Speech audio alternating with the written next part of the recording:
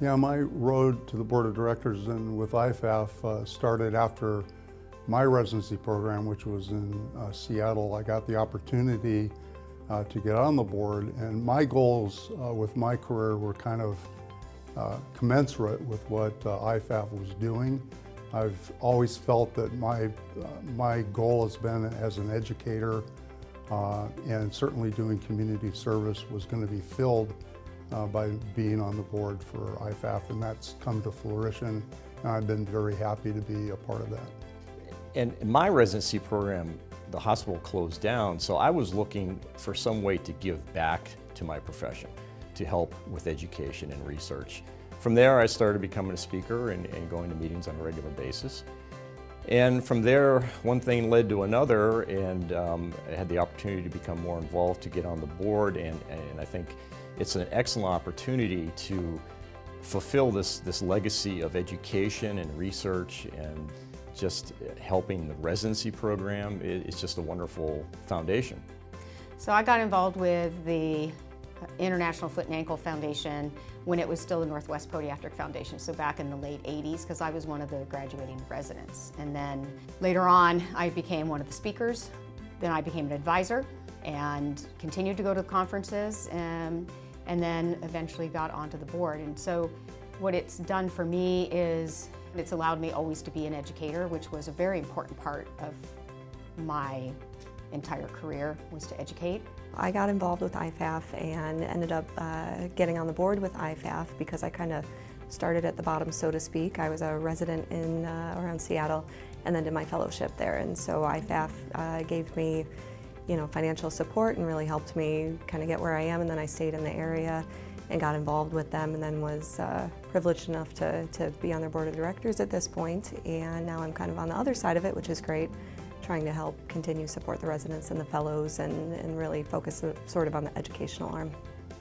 I think the other thing that the foundation has done, besides expand educationally, is also it's brought people together, because when you look at why it was originally formed, it was to try to support the residency programs and the education of the residents.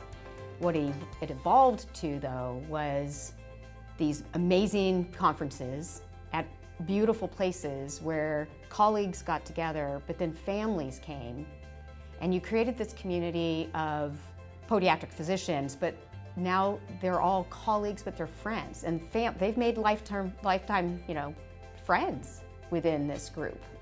As far as being on the board, it's nice to help guide and dictate what the future of this organization is going to be, not only in terms of research for other physicians, but research for the residents in medicine and podiatric surgery, and the service work that we do in terms of mission type work with the Yucatan Crippled Children's Project, and hopefully some other missions that we'll develop over the next few years. It's just a well-rounded organization dedicated to our profession. One of the things I'm proud of is that we now do a couple of meetings where docs are actually getting new skill sets that they may not get from just a didactic type of seminar. So I think there will be more of that too, and that seems to be a big interest for a lot of physicians now in terms of getting skill sets for their patients in their practice.